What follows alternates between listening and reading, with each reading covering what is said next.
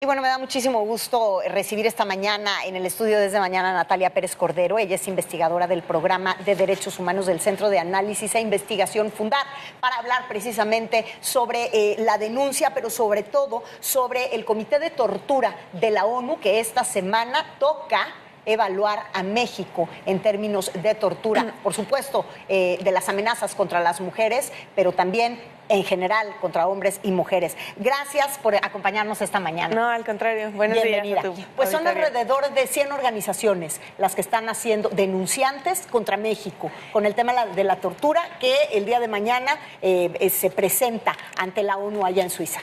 Sí, así es. Bueno, esta semana, como bien decías, es la semana donde el Comité contra la Tortura va a evaluar el contexto de la tortura en México. Se va a hacer el análisis desde el 2012, que fue el último año en el que se presentó un informe, una evaluación hacia México, y justamente desde enero a marzo de este año más de 100 organizaciones nos encargamos de redactar un informe alternativo donde hablamos del contexto de la tortura en México en general, desde el año 2012, pero también qué ha pasado en estos últimos meses con esta nueva administración. Entonces, definitivamente, como bien dices, uno de los puntos torales de esta denuncia es la tortura sexual cometida contra mujeres, pero sin embargo en este informe alternativo estamos planteando contextos mucho más amplios de tortura que se vive en México. Sí. La tortura en la Procuración de Justicia para obtener pruebas ilícitas a través de la tortura que se da en el marco de la seguridad pública. No hay que olvidar que realmente los casos de tortura repuntaron a partir de que se declaró la guerra contra el narcotráfico en el año 2006 y que eso derivó en una cantidad que hasta el día de hoy tenemos más de 12,000 denuncias por tortura tan solo en PGR. Estamos hablando además de la tortura denunciada, pero el número negro en este tipo de fenómenos es enorme. Aquella tortura silenciosa, la no denunciada. Exactamente, sí, como bien dices, no todos los casos de tortura son denunciados por miedo de las víctimas a tener una repercusión por parte del Estado, porque muchas veces quienes se atreven a denunciar no son atendidas debidamente por las autoridades. Y también en el informe mencionamos otros contextos de tortura que son incluso menos señalados, menos denunciados, o más mucho más invisibilizados, más normalizados, exactamente, como por ejemplo la violencia obstétrica, que en ciertas circunstancias también se puede constituir como una forma de tortura, de malos tratos, y que son estas prácticas de tortura más normalizadas que normalmente no denunciamos porque lo asumimos como que sea natural que nos generen un maltrato a las mujeres por el hecho de acudir a un servicio de salud materna. ¿Cómo están nuestros números? ¿Cómo estamos los mexicanos en términos de tortura? ¿Qué es lo que van a presentar este informe el día de mañana? Bueno, el día de mañana se van a presentar muchísimas cifras de distintos contextos de tortura, de las personas que han denunciado la tortura. En este informe identificamos, por ejemplo, a los principales perpetradores de la tortura en el contexto de seguridad pública, por ejemplo, Secretaría de Defensa Nacional, seguida de Procuraduría General de la República, bueno, la entonces Procuraduría General de la República, y Secretaría de Marina, son las tres principales instituciones denunciadas ante la CNDH, ante la Comisión Nacional de Derechos Humanos, por cometer actos de tortura. Sin embargo, también se van a referir otros contextos de tortura, como la tortura que se vive en los centros de detención migrante, que también el Instituto Nacional de Migración es una autoridad involucrada en esos contextos, la tortura que se vive en los centros de salud a través de la violencia obstétrica, a través de los centros de atención psicosocial para personas privadas de libertad. Es decir, el contexto que se va a visibilizar allá en Ginebra es sumamente amplio, ¿no? También, por ejemplo, vamos a resaltar cómo estas nuevas políticas del nuevo gobierno, como la implementación de la Guardia Nacional o el incremento de los delitos que van hacia prisión preventiva oficiosa, pues también son políticas de Estado que hemos visto en los años anteriores que han propiciado que los casos de tortura no solo se mantengan, sino que se incrementen. Entonces, es importante ir a mencionar esto frente a esta sede por parte de las organizaciones, porque es un tema que nos preocupa y que esperamos que el nuevo gobierno empiece a tomar acciones para que no se repita lo que se ha venido ocurriendo en los últimos 12 años con esta política. ¿Qué han encontrado en este balance, en esta investigación precisamente de los primeros 4 meses de esta nueva administración? Porque decías, hemos hecho un conteo no nada más del 2006 al día de hoy, que por administración, incluyendo ya el arranque de esta nueva administración. ¿Cómo se ha comportado el delito en ese sentido?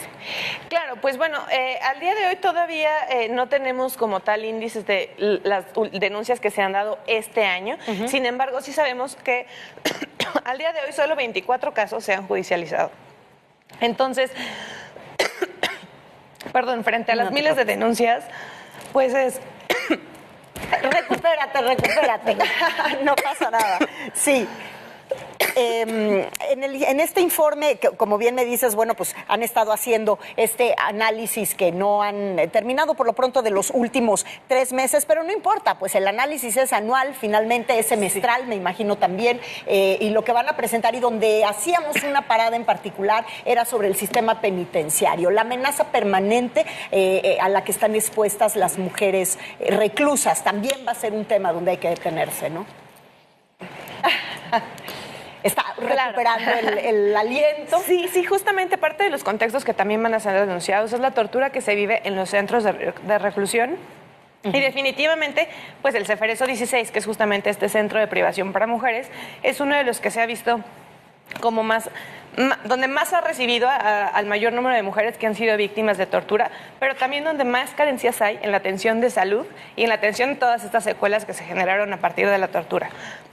Entonces es sumamente importante también denunciar estos contextos que se viven al interior de las prisiones, porque la tortura de una u otra manera y los malos tratos se siguen replicando al interior de los centros de privación de la libertad, y también incluso se tiene registro que durante los traslados de un centro de reclusión a otro es típico, es común que también se den actos de tortura y de malos tratos. Entonces esto es parte del súper amplio contexto que se va a denunciar el día de mañana ante el Comité de Naciones Unidas. Natalia, ¿sabemos en qué lugar nos encontramos México en comparación o en referencia a otros países? Recientemente, Reporteros Sin Fronteras pues ubica a México, por ejemplo, como el tercer país más peligroso para ejercer el oficio del periodismo. En términos de tortura, ¿dónde nos encontramos? No hay un índice global que defina en términos de tortura, en índices de tortura, cuál es el número que está en México. Sin embargo, sí hay un reconocimiento por parte de los organismos internacionales que México vive una crisis de derechos humanos que cruza por no solo casos de tortura, sino desaparición forzada, ejecuciones extrajudiciales, la violencia contra defensores y periodistas. Es decir, si nos vamos en términos más globales, definitivamente México se encuentra en los primeros lugares de los países con mayores índices de violencia y por lo tanto con mayores índices de violaciones a derechos humanos. Entonces, definitivamente estamos en una situación sumamente compleja y es un reto sumamente grande, sumamente mayúsculo el que tiene que enfrentar el Estado mexicano. Sin embargo, parte de lo que vamos a hacer el día de mañana es también pedirle al Estado que nos incluya, que incluya a las organizaciones de la sociedad civil que hemos trabajado en los distintos contextos de tortura para que podamos aportar todo lo que nosotros hemos documentado, lo que hemos trabajado y que pues eso nos ha permitido identificar cuáles han sido los obstáculos y a partir de eso generar propuestas para ir combatiendo este fenómeno, esta problemática que es la tortura y los tratos crueles, inhumanos y degradantes. Pues ahí está, vamos a estar muy pendientes de lo que ocurra en este sentido el día de mañana allá en Suiza, en la Organización de las Naciones Unidas, donde más de 100 organizaciones mexicanas están representadas para hacer esta denuncia, además también ante la Comisión Interamericana de los Derechos Humanos, porque lo que es importante, Natalia, es eso, visibilizar que tenemos el problema para que empecemos por reconocerlo y a partir de ahí reconocer que si la organización civil difícilmente se van a poder atender cuestiones tan dolorosas para cualquier sociedad como es la violación a los derechos humanos. Así es, así es. No, y por último, de hecho, cabe decir que este trabajo del informe que hicimos las organizaciones también es parte de lo que nosotros queremos impulsar una vez que pasada esta evaluación, queremos impulsar el Programa Nacional para Prevenir la Tortura, donde justamente se contemplen